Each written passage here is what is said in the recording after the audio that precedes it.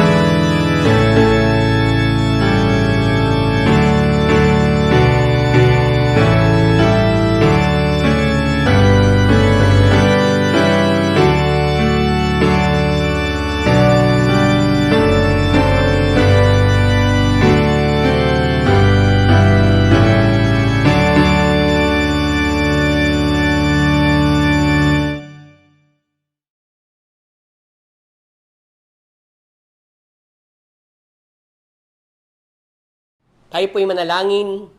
Panginoong Diyos na makapangyarihan sa lahat, muli sa Inya namin pinagkakatiwala ang amin pong mga buhay.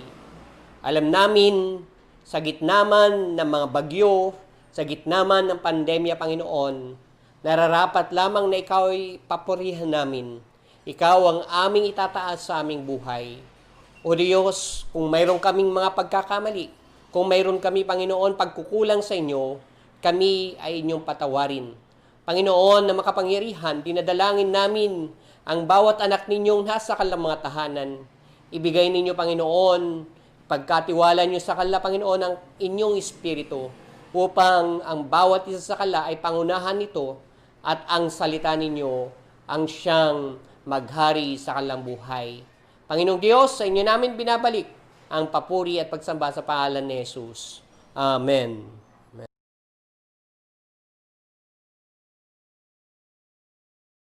Mga kapatid, tiyak natatandaan ninyo kung paano kami nagtrabaho at nagsikap araw-gabi para hindi kami makabigat kanino man habang ipinapahayag namin sa inyo ang magandang balita mula sa Diyos. Saksi ang Diyos at saksi rin naman kayo kung paano naging dalisay, matuwid at walang kapintasan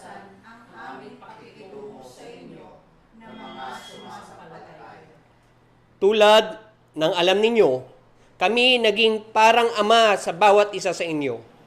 Pinayuhan namin kayo, pinalakas namin ang inyong loob, at inatasan na mamuhay ng kalugod-lugod sa paningin ng Diyos, na tumawag sa inyo upang mapabilang sa Kaniyang kaharian at kaluwalhatian. Tayo pong lahat, kaya nga palagi kaming nagpapasalamat sa Diyos sapagkat ang ipinangaral namin sa inyo ang Kanyang salita.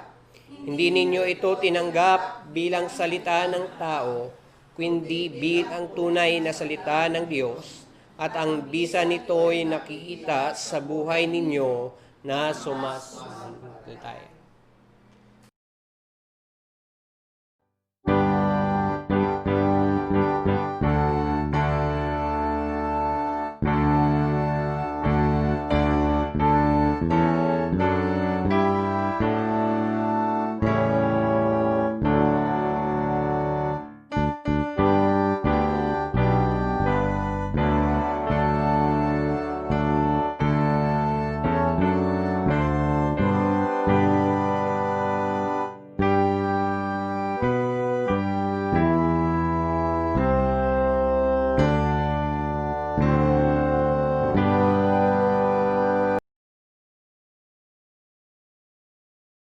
Ang pagbasa ng banal na kasulatan ay matatagpuan sa Matthew chapter 23 verses 1 to 12. At ganito pong sinasabi, ang katuraan tungkol sa pagpapakumbaba. Pagkatapos ay sinabi ni Jesus sa mga tao at sa kanyang mga alagad, ang mga tagapagturo ng kautusan at ang mga Pariseo ay kinikilalang tagapaliwanag ng kautusan ni Moises. Kaya't gawin ninyo ang itinuturo nila at sundin ang kanilang inuutos. Ngunit huwag ninyong tularan ang kanilang ginagawa sapagkat hindi nila tinutupad ang kanilang ipinangangaral. Pinagpapasan nila ng mabibigat na dalahin ang mga tao, ngunit ni daliri ay ayaw nilang igalaw upang tumulong sa pagdadala ng mga iyon. Pawang pakitang tao ang kanilang mga gawa. Nilalaparan nila ang mga lalagyan ng talata ng kanilang noo at braso, at hinahabaan ang palawit sa laylayan ng kanilang mga damit. Ang nais nila ay ang mga upuang pangdangal sa mga handaan at ang tanging upuan sa sinagoga. Gustong-gusto nilang iginagalang sila sa mga palengke at tawaging guro. Ngunit kayo, huwag kayong patawag na guro, sapagkat iisa ang inyong guro at kayong lahat ay magkakapatid. Huwag ninyong tawaging ama ang sinumang tao sa lupa, sapagkat iisa ang inyong ama, ang Ama na nasa langit. Huwag kayong patawag na tagapagturo sapagkat iisa ang inyong tagapagturo, ang Kristo. Ang pinakamadakila sa inyo ay magiging lingkod ninyo. Ang nagmamataas ay ibababa at ang nagpapakumbaba ay itataas. Pagpalain po tayo sa pagkabasa ng banal na kasulatan.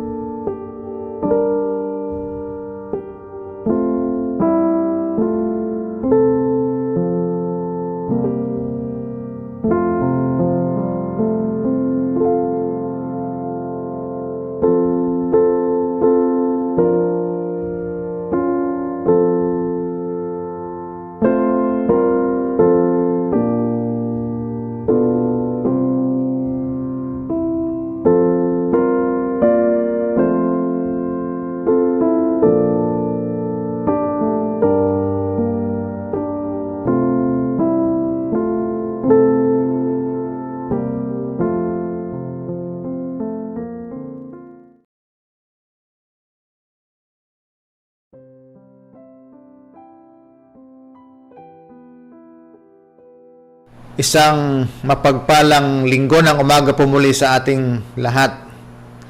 At ito po muli ang inyong lingkod na patuloy na nag-aanyaya sa bawat sa atin na sumama at makijoin sa atin pong pananambahan ngayon at sa panahon na ito ng atin pong pagbubulay-bulay ng salita ng atin pong Panginoon. Sa mga talatang binasa sa atin ng ating pong diakonesa, si Teacher Maylin, sa Mateo 23:1-12. At sa kabila ng tayo ay no, na naharap sa isang banta ng panganib, isang malakas na bagyong paparating, nawa tayo po ay maging ligtas at ingatan ng ating Panginoon. Alam natin na malakas ito, pero tayo ay magtitiwala, manalangin na maging ligtas po tayong lahat, lalong-lalo na doon sa mga talagang direktang nasa gitna na sentro ng bagyong ito. Sa ating pagbubulay-bulay, tayo ay sandaling manalangin. Panginoon naming Diyos, aming Panginoong Hesus, sa oras na ito at sa kapangyarihan ng inyong banal na Espiritu, samahan niyo po kami, pangunahan sa aming pong pagbubulay-bulay at pagtanggap ng inyong mensahe. Nawa ito ay patuloy na maging kalakasan at gabay po namin, inspirasyon sa aming pang-araw-araw na buhay, Panginoon. At ilalagay po namin ang anumang mga pangamba ng bawat sa amin, lalong-lalo na nga na kami ay naharap muli ng isang banta ng panganib sa isang bagyong paparating. Nawa maging ligtas ang bawat isa sa amin, Panginoon. Sa pangalan ni Jesus. Amen. At ngayon po ay November 1, araw na kung saan ay pinagdiriwang po natin ang ating traditional All Saints Day, no? At sa unang pagkakataon na talagang sarado po ang mga sementeryo, no? Pero yung iba ay nagpunta na ng mas maaga at siguro yung iba ay mga after November 4. So, sa ating kalagayan, nabasa ko sa isang post, isang Facebook na sa panahon ngayon, no, kaugnay sa ating kalagayan ng ating pandemya, meron tayong naririnig noon na all roads lead to Rome. Lahat daw ng mga kalsada ay patungong Roma. Ngayon naman, meron naman tayong nakikita na dito sa ating paligid, no, sa mga development, mga kalsada, sa mga mall, makikita po natin na all roads leads to Vista Mall. Ayan. Kasi yung mga kalsada dito na kung saan alam naman natin ang kompetensya, makikita mo na yung mga binubuksang daan patungo sa mga mall na ito. Ayan, gagawa talaga sila ng daan papunta sa mga mall na ito. Pero ang isang nakakalungkot doon sa nabasa ko kanina, sabi niya ay still all roads leads to cemetery. Ayan. All roads leads to cemetery. Dahil marami pa rin hong nadadapuan at may mga nasasawi pa rin sa pagsasalanta o pananalanta ng COVID-19. Maraming nadadagdag sa mga hindi po nakaka-survive o nakaka-recover. Kaya ito pa, bukod sa pandemya, ay sinasamahan ng mga kalamidad. Kaya tayo talaga ay hinahampas, binabayo ng mga pagsubok na ito. Kaya nga, nawa ay patuloy tayong kumapit at lumapit sa ating kublihan, sa ating muog, matibay na muog, ang ating batong matibay. Walang iba kundi ating Panginoong Diyos na siyang ating nilalapitan. Mga kapatid,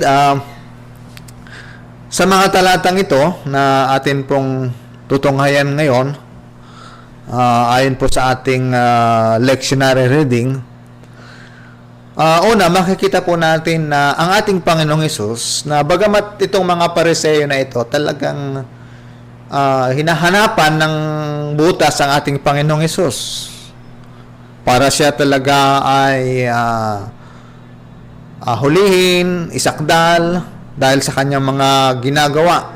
Nabanggit ko nga nung mga nakarang mensahe na Jesus Christ introducing new normal o new New Order.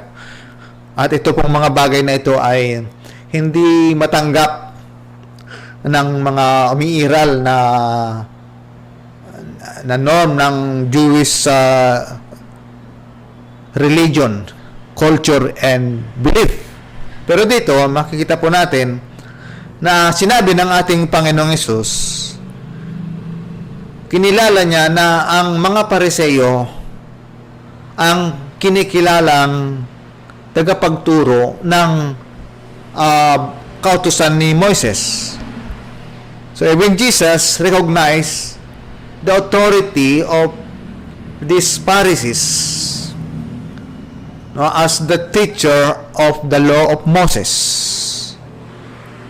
Verses 1 to 3. Sabi po dito, pagkatapos ay sinabi ni Jesus sa mga tao at sa kanyang mga alagad, ang mga tagapagturo ng kautusan at ang mga Pariseo ay ang kinikilalang tagapagpaliwanag ng kautusan ni Moises. Yan, tinutukoy niya mga Pariseo. Kaya ang bilin ng ating Panginoong Hesus sa lahat ng kanyang tinuturuan din, gawin ninyo. Kahit gawin ninyo ang itinuturo nila at sundin ang iniuutos. So, nandun ang bilin. No? That they should abide, they should obey sa kanila mga tinuturo. At ito lang ang babala ng ating Panginoong Hesus, itong kanyang warning. Ngunit, huwag ninyong tularan ang kanilang ginagawa sapagkat hindi nila isinasagawa ang kanilang ipinapangaral. Although mayroong bilin ng ating Panginoong Hesus, maliwanag na sundin ninyo ang kanilang tinuturo. Gawin ninyo ang kanilang mga teachings, mga inuutos. Huwag niyo lamang gawin, no? Huwag niyo lamang tularan ang kanilang mga ginagawa. So parang hindi ho tugma, no? Hindi tugma yung tinuturo nila sa kanilang ginagawa. Ganon yung nature ng pagtuturo ng mga Pariseo. Kaya, sabi ng Panginoon, huwag nyo silang tularan. Ano ang kanilang halimbawa ng mga ginagawa? Doon sa verse 4, nagpapataw sila ng mabibigat na pasanin sa mga tao, ngunit ni daliri ay ayaw nilang igalaw upang tumulong sa pagpasan ng mga iyon. Minsan ganito rin ang nakikita nating sitwasyon, na maging sa panahon natin ngayon, ang mga pasanin sa ating lipunan ay talagang binibitbit, pinapasan ng sambayan ng Pilipino, at ang lagi hong nadidiin ay yung talagang sa hanay ng mga common na tao, pangmasa,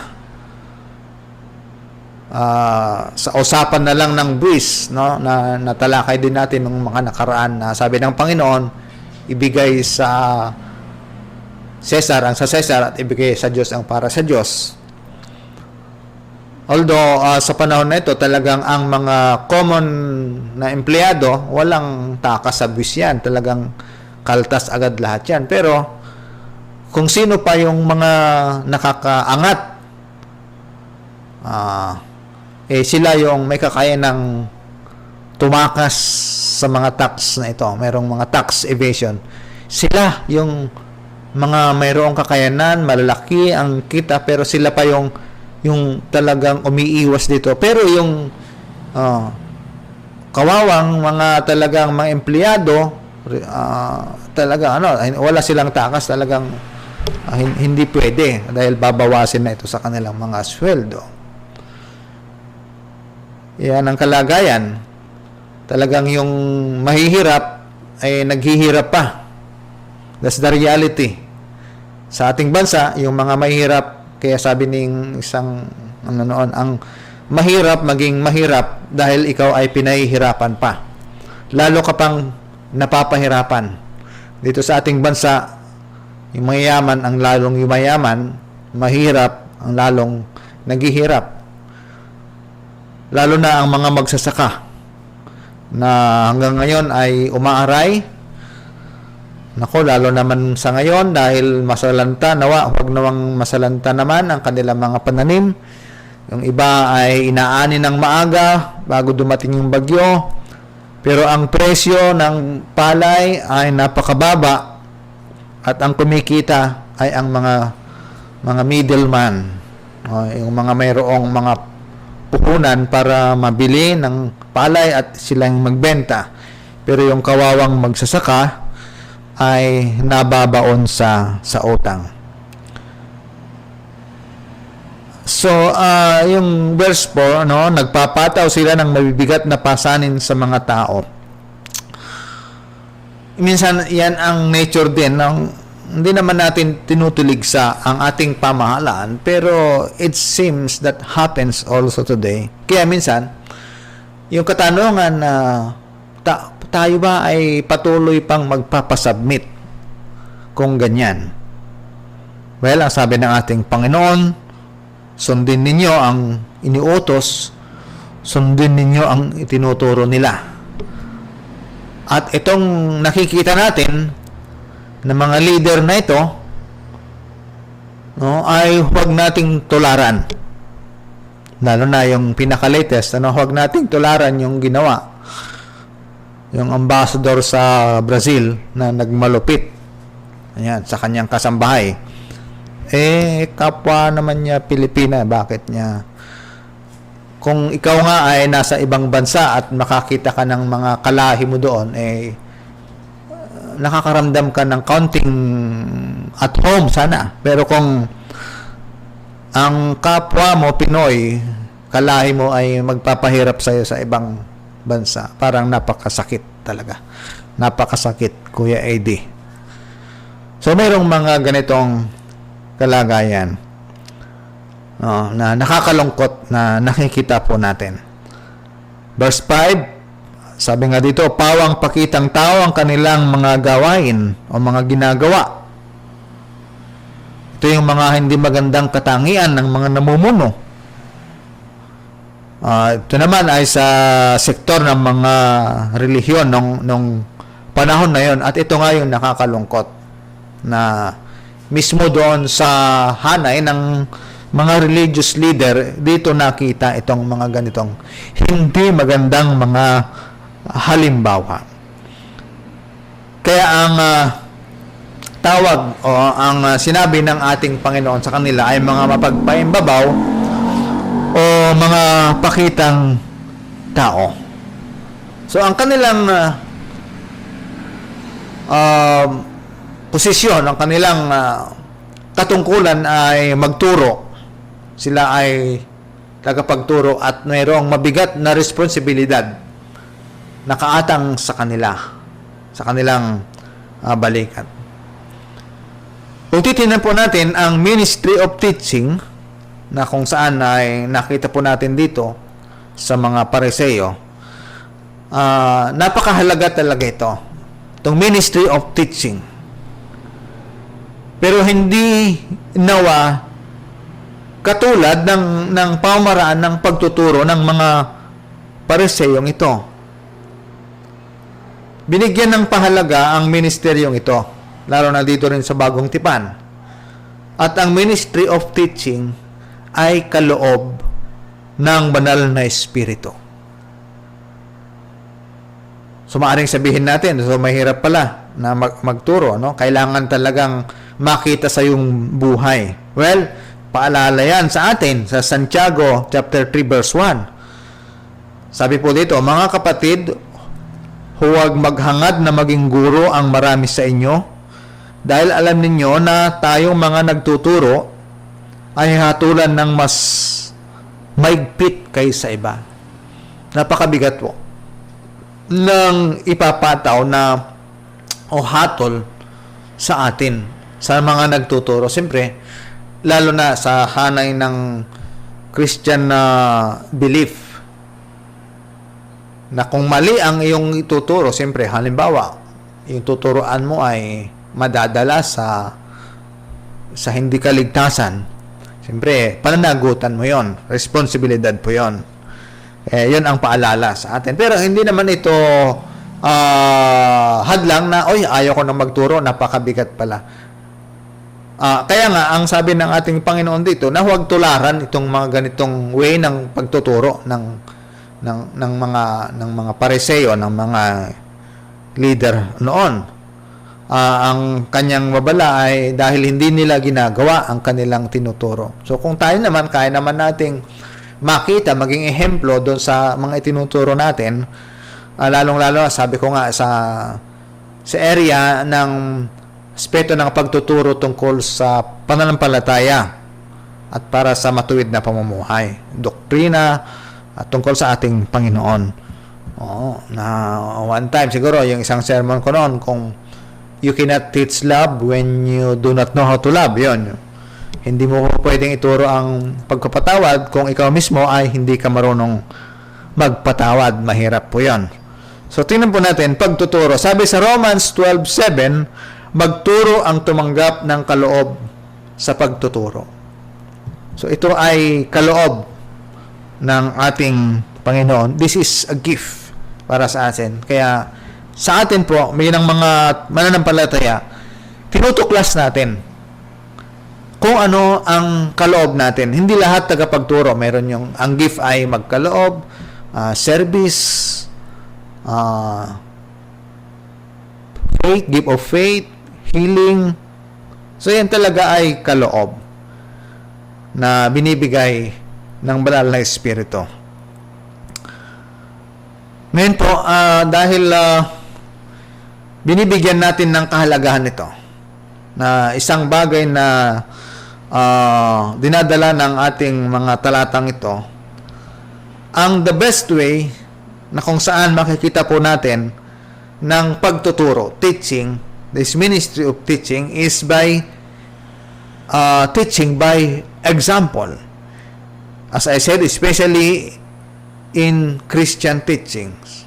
Hindi katulad ng mga pariseo.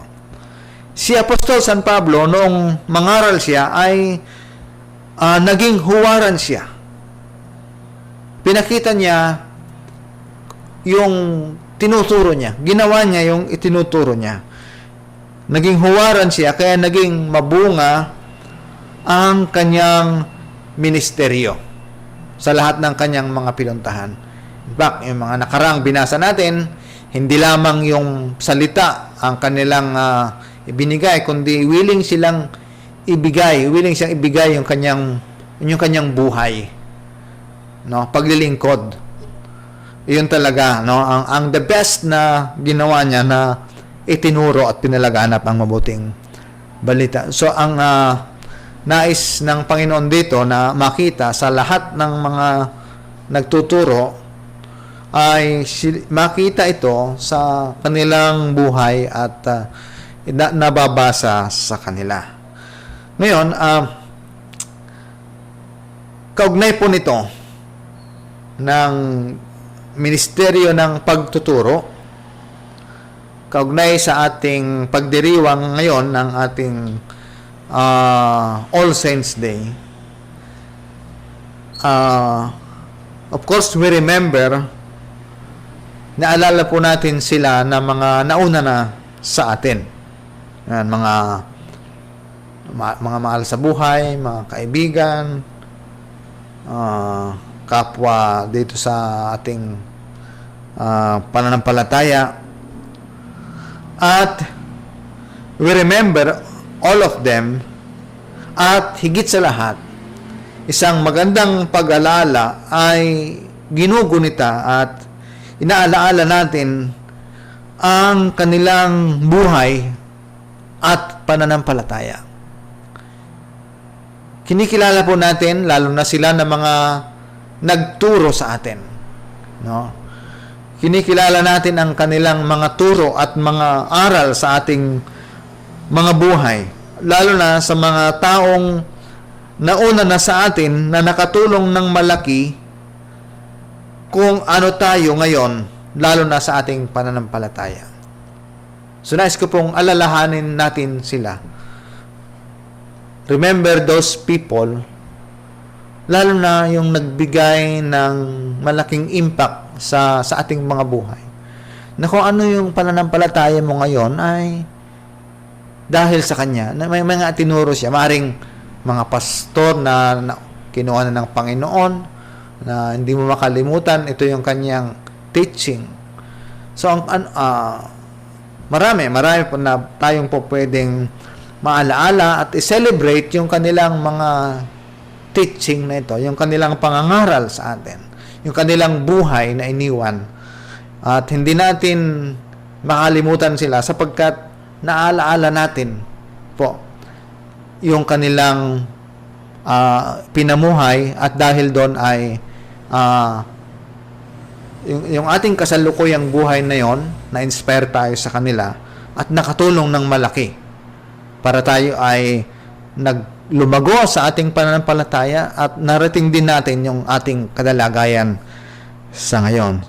So remember those people na nauna na sa atin at maging sila na naging ama natin sa pananampalataya. Dito sa maaring sa loob ng church na ating kinabibilangan na naging magulang sila, naging ama sila sa pananampalataya. Na katulad ni Apostol San Pablo na sinabi niya dun sa ating sagutang pagbasa na kami naging ama din ninyo. No? Pinakita rin ni Apostol San Pablo na siya ay naging ama sa kanila. So, today, pinakita sa atin na ang kahalagahan ng pagtuturo at sanghamon na malaki sa atin na gamitin tayo ng Panginoon sa larangan at ministeryo ng pagtuturo na ito. At katulad ng ating tiningnan, isang mabisa na pamamaraan na tayo maging epektibo at maging mabunga sa ating pagtuturo ay ipakita natin ito sa ating halimbawa at sa mabuting gawa. Maging ehemplo ang ating buhay sa kilos at sa gawa. At sapagkat yung ating sinasabi ay masusundan ito, maging back up yung ating konkretong buhay. So again, also remembering those people, because as today we celebrate All Saints Day, sa mga leader ng ating iglesia na nauna, inaalala natin ang kanilang mga great teachings. Kahapon na napanood ko muli yung Revive 2012 na pinalabas po doon sa Facebook Live, naka-Facebook Live.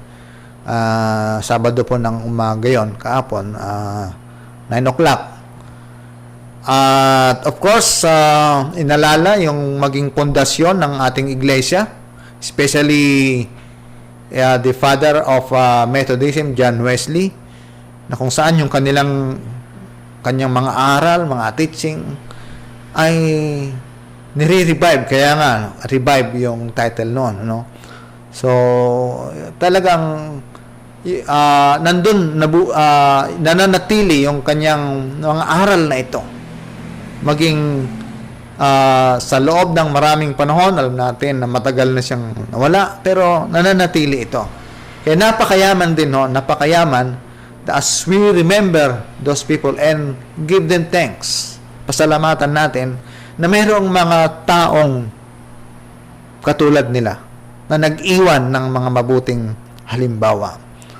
Sa ating pag-alaala, alalahanin natin sila.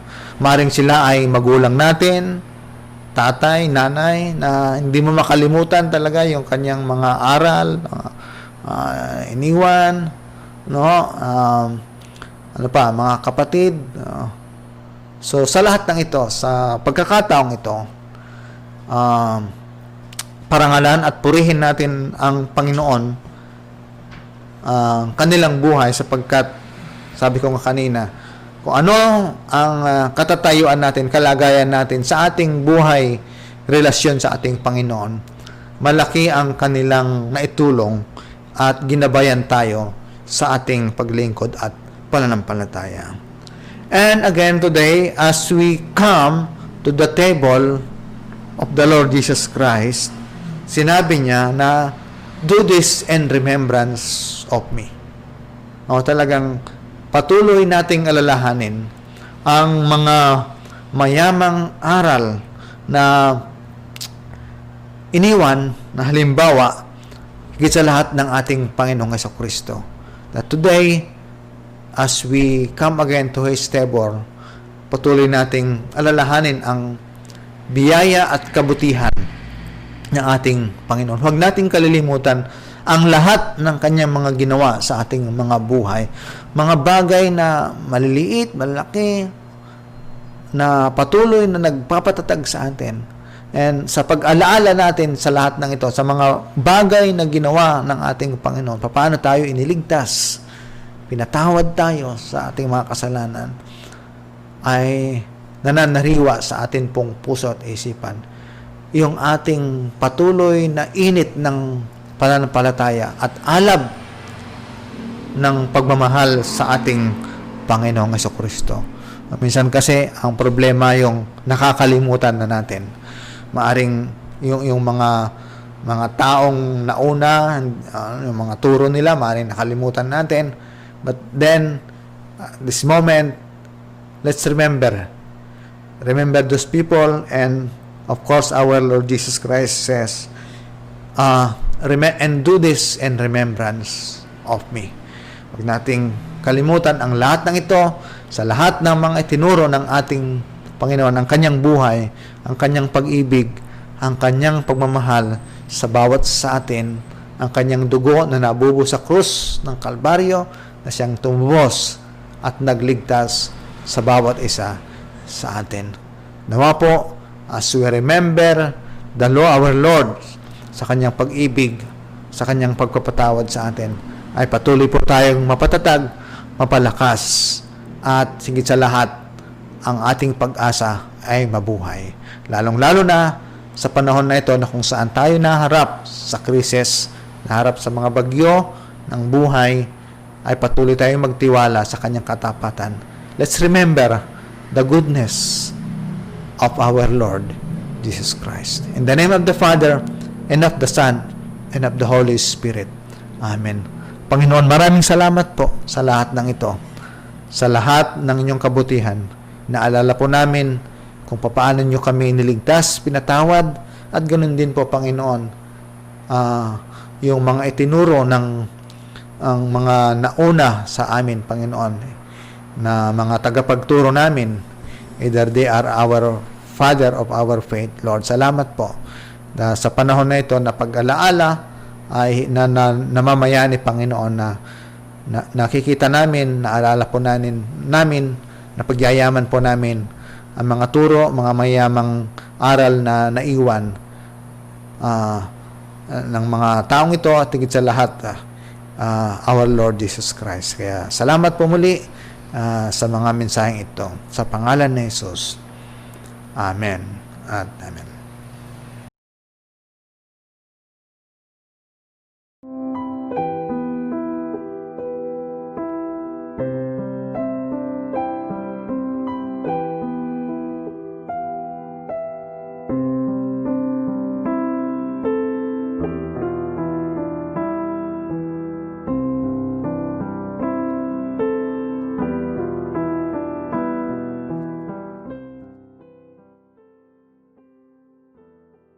Dumako po tayo sa ating pagdiriwang ng ating banal na hapunan.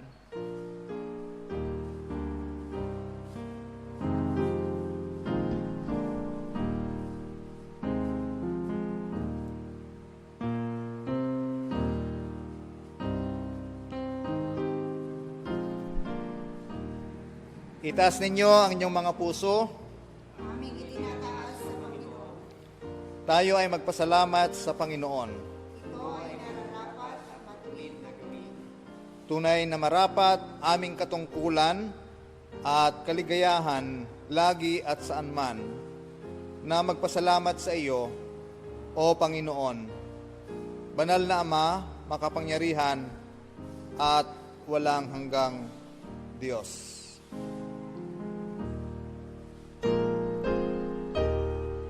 Ang ating Panginoong Hesus, kasama ng kanyang alagad sa kanilang pagsasama-sama sa isang banal na hapunan,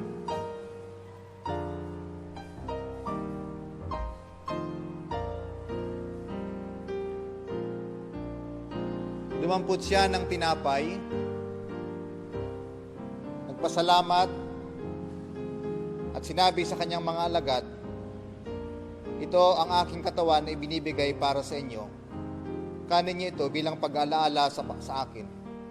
Kanya itong pinagpiripiraso at binahagi sa kanyang mga alagad. At ganoon din naman, matapos ang hapunan ay hinawakan niya ang saro.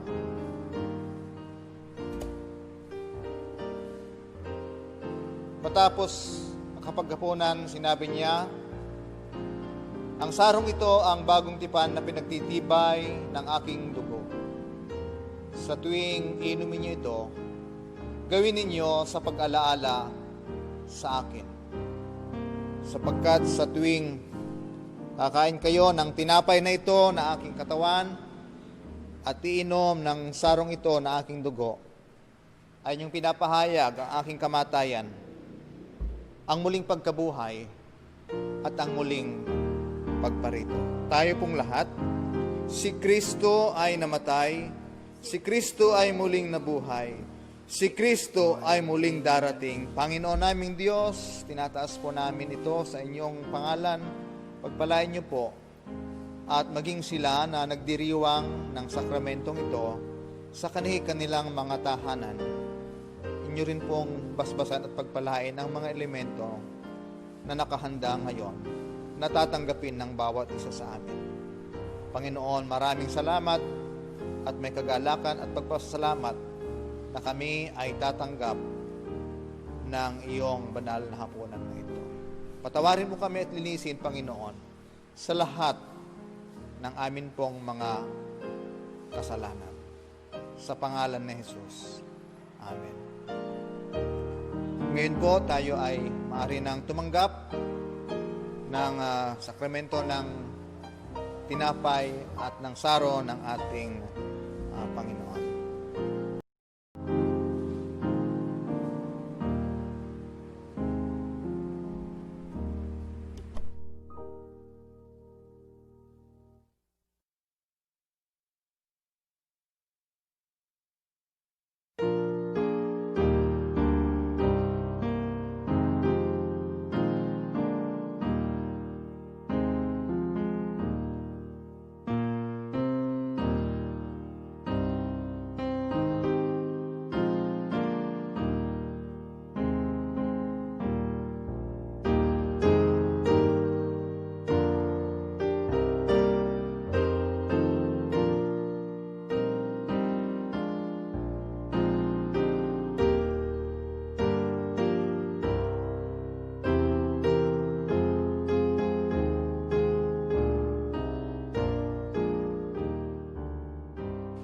Salamat po, Panginoon, sa inyong biyaya at sa aming pagtanggap ng komunyon na ito. Salamat sa inyong pag-alay ng inyong buhay, ng inyong sarili. Bilang pagpasalamat sa inyong kabutihan, patuloy din naming iniaalay sa inyo ang aming mga sarili, tanggapin nyo sa paglilingkod sa inyong malawak na ubasan. Sa pangalan ni Jesus. Amen.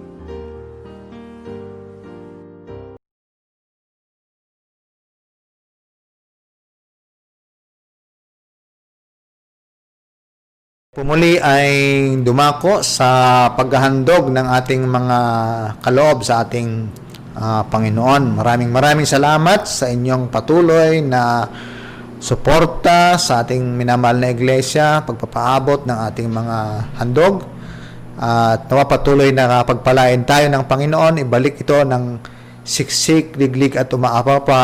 Sabi nga po ng salita ng ating Panginoon, ang Diyos ang patuloy na magbabalik ng lahat ng ito At bawat kaloob ay butil ito na ating pinupunla at patuloy itong aani sa ating mga buhay. Kaya sandaling ito, tayo po ay manalangin. Salamat po Panginoon muli sa pagkakataon na ito na kami ay makapaglingkod sa inyo sa pamagitan po ng mga handog na ito na aming dadalhin sa inyo. Pagyamanin po ninyo ito at makatugon sa mga pangailangan misteryo ng inyong iglesia. Pagpalain mo po ang bawat isa ng mga maghahandog na ito at ibalik ito ng siksik, liglig at umaapaw pa sa kanilang mga buhay. Sa pangalan ni Jesus, Amen.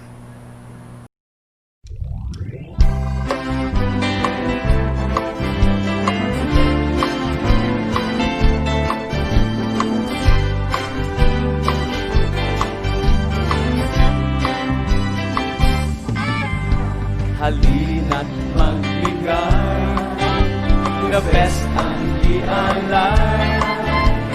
May ngiti sa langit, awit na papuri. Tayo'y magtanim ng mayroong aanihin. Pagpapala ng Diyos ay maangkin mong lubos. Babalik sa'yo ang iyong ibinigay ng siksik, liglig at umaapaw. Babalik sa'yo ang iyong ibinigay ng siksik, liglig at umaapaw.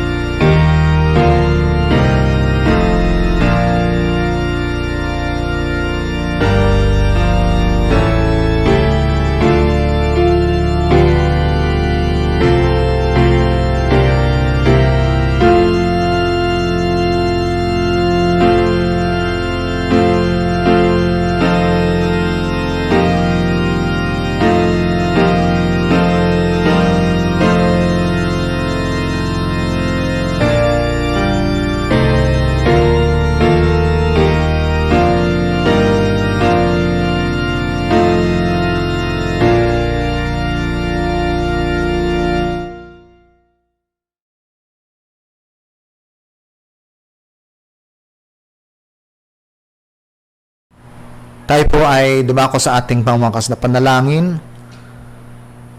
Mga kapatid, sa oras na ito, patuloy tayong dumulog at lumapit sa harapan ng ating Panginoon. Pagkatiwala po natin ang ating buhay, ating mga sarili, at ilagak po natin anumang mga pangailangan sa kanyang harapan. Panginoong Diyos, sa oras na ito, patuloy po kaming dumudulog sa mga sandaling ito. Kinikilala ang inyong kabutihan at kapangyarihan, Panginoon. Lalong-lalo na nga na patuloy po kaming naharap sa mga banta ng panganib na nandyan muli ang banta ng malakas na bagyo. Lord, dalangin po namin na ingatan niyo po ang bawat sa amin, ang aming bansa. Lalong-lalo na sila na maaring nasa sentro ng bagyong ito, bagyong Rolly, na ito nawa ay humina at hindi makapaminsala katulad ng mga naka-forecast na kanyang lakas. Lord, have mercy upon us. Lalong-lalo na sila ng mga maapektuhan na may mga pananim, mga magsasaka po namin, nawa ay hindi po masira, Panginoon, ang kanilang mga pananim. Kaya kaming lahat ay dumudulog, nananalangin, titiwala sa inyo, Panginoon. Na bagamat mayroon pang mga ulat na mga kasunod nito, Lord, kayo po ang siyang humawak sa bawat sa amin. Kayo ang mag-control ng lahat na ito. Patuloy ang aming pagsamo, Panginoong Diyos. At maging sa kabila pa rin ng patuloy na banta ng coronavirus, sa pandemyang ito, patuloy kaming lumalapit, dumudulog sa inyo, sa inyong pag-iingat sa bawat sa amin, Panginoon. Ang inyong mga anak, kanilang mga tahanan, bawat membro ng sambahayan, Lord, kayo po ang mag-protect, kayo po ang mag-ingat, magpalakas, magpagaling. Lord, sila na mayroong mga karamdaman, sila na mga nadapuan, sila na mga na-infect ng virus na ito, tulungan niyo po sila, Panginoon, na makarecover at gumaling mula po dito, Panginoon. At nawa ay makatuklas na, makagawa na po ng gamot at maging ng bakuna. Amin pong mga dalubhasa. Mga doktor, Panginoon, tulungan niyo rin po sila sa kanilang pagbibigay ng mga medical attention sa lahat po ng mga biktima, Panginoon. At maging matatag sila, maging malakas sa kanilang paglilingkod na ito sa sambayan ng Pilipino. Maging o Diyos sa lahat ng ating mga authority, Panginoon, na makagawa at sa kanilang pagpapatupad ng ibang mga pamantayan, protocols, para maging safe ang lahat. Lalong-lalo na sa ngayon, Panginoon, upang patuloy na maiwasan pa ang pagdami nito. Panginoon, patuloy kaming lumalapit sa inyo, nagtitiwala sa inyong kapangyarihan, sa inyong kabutihan, Panginoon. Umasa kami na ang mga kahilingan namin sa mga oras na ito, maging sila na mayroong mga pangailangan, Panginoon, material, pinansyal, spiritual, emosyonal, Panginoon, patuloy niyo po silang palakasin, pagalingin, Panginoon, sa mga sandaling ito. Tumaasa kami, Panginoon, na patuloy mo po ang igagawad ang inyong kapangyarihan sa bawat isa sa amin. Lord, salamat po muli at maging sa mga dalangin ng inyong mga anak, kayo po ang siyang tubugon sa kanila sa mga sandaling ito. Muli po, Panginoon, ibinabalik namin ang lahat ng papuri at pagpapasalamat sa inyo sa makapangyarihang pangalan ni Jesus na aming Panginoon at aming tagapagligtas. Amen. At ngayon, sama-sama nating tanggapin ang patuloy na pagpapala ng ating Diyos Amang makapangyarihan sa lahat, ang kanyang pagdiligtas, pagpapatawad sa pamagitan ng kanyang bugtong na anak, ang ating Panginoong Jesucristo, ang tanglaw, gabay, pakikipisan ng banal na Espiritu, ang siyang patuloy na managan at maghari sa ating mga buhay, ngayon at magpakailanman. Amen.